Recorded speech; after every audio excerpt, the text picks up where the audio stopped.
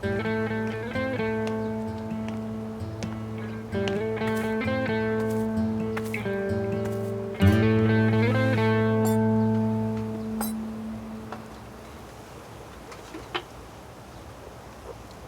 तुम्हारा कारोबार कबाब का नहीं है, डॉक्टर हो तुम।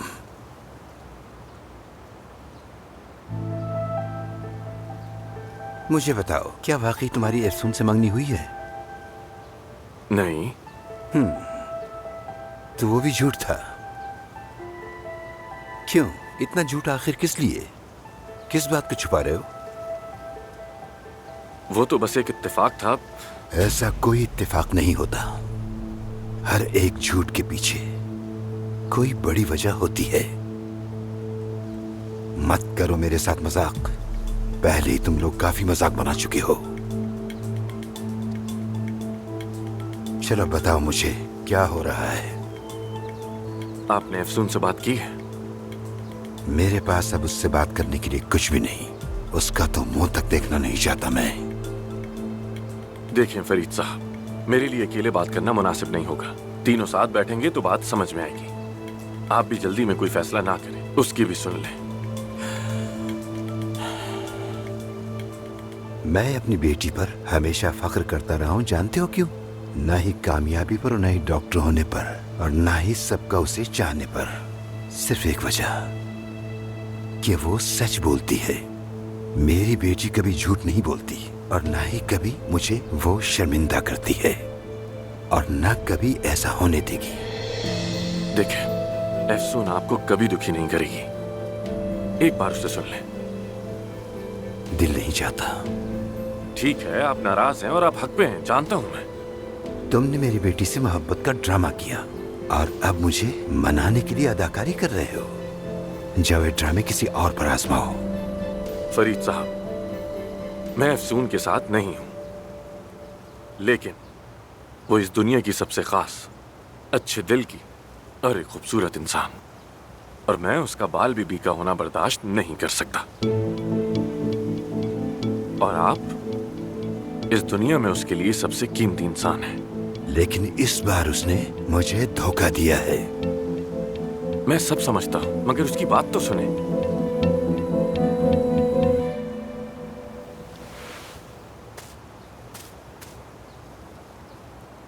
तुम्हें क्या पता, कबाबी आमिर नमीर खान।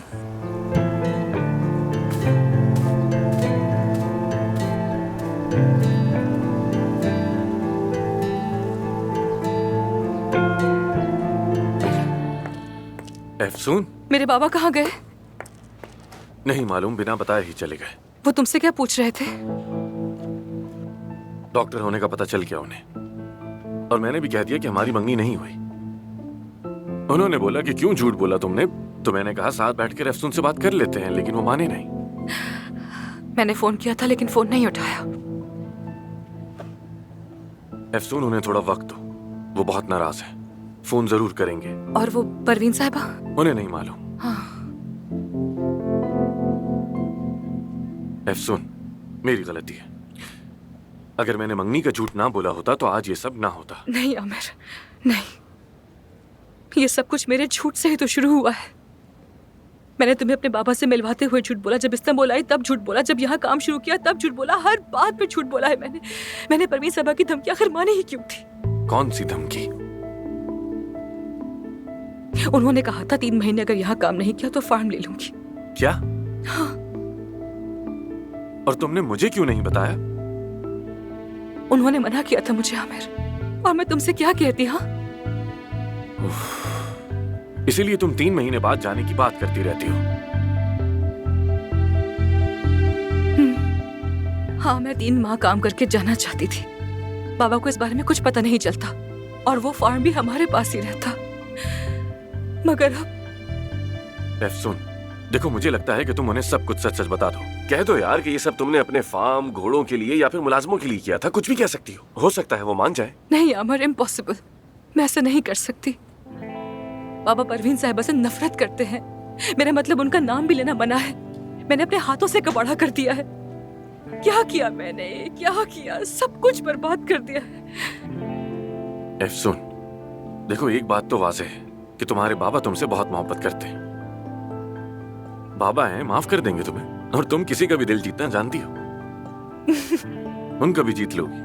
मुस्कुराओ, मुस्कुराओ, शाबाश। चलो चलकर देखते हैं कैसा केस आया है। साथ चलते हैं।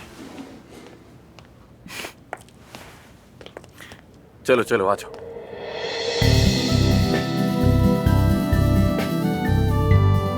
तुम हर दफा मुझे कैसे हंसा देते हो आमिर? ये एक सीक्रेट है। चलो।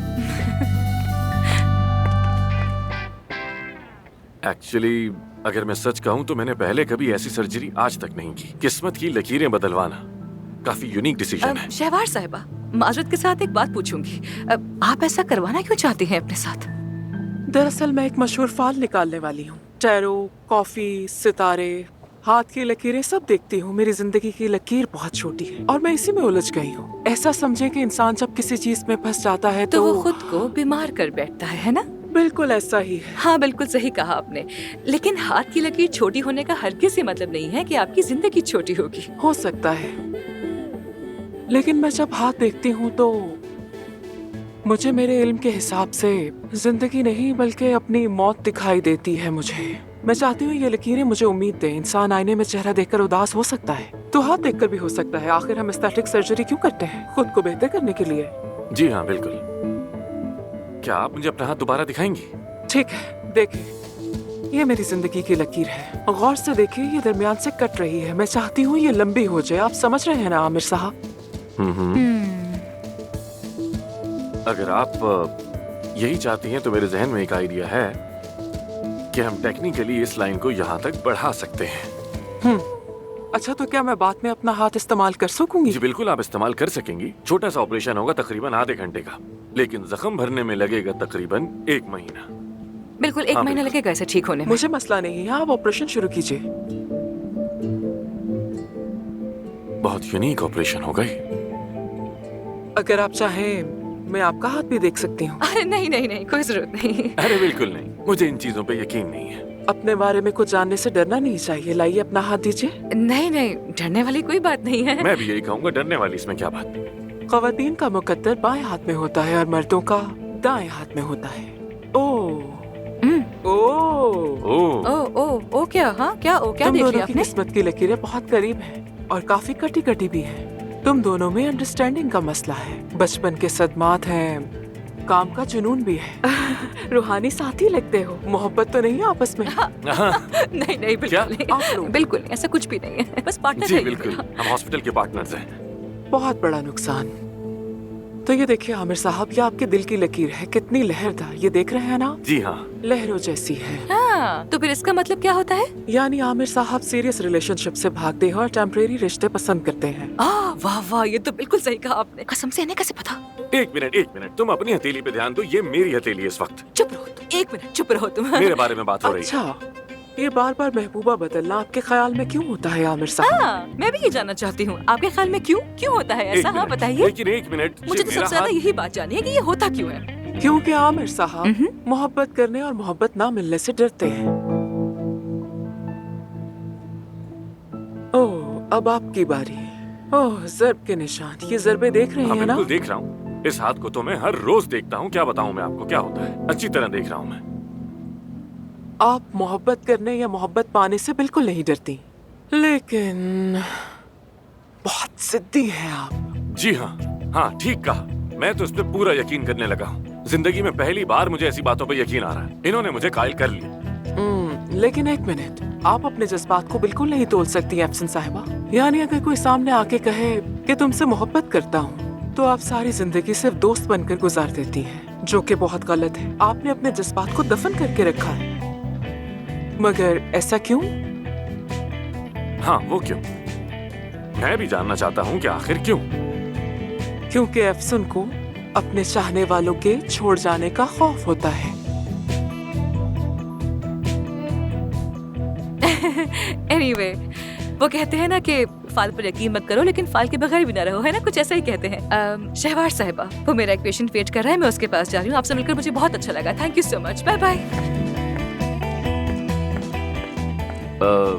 एक बात बताइएगा, मेरी असिस्टेंट आपको डिटेल्स बता देगी और डेट हम बाद में तय कर लेंगे। बहुत शुक्रिया आमिर साहब, मैं तो शिद्दत से मुंतजिर हूँ। कोई बात नहीं, फिर मिलेंगे। ठीक है, फिर मिलेंगे।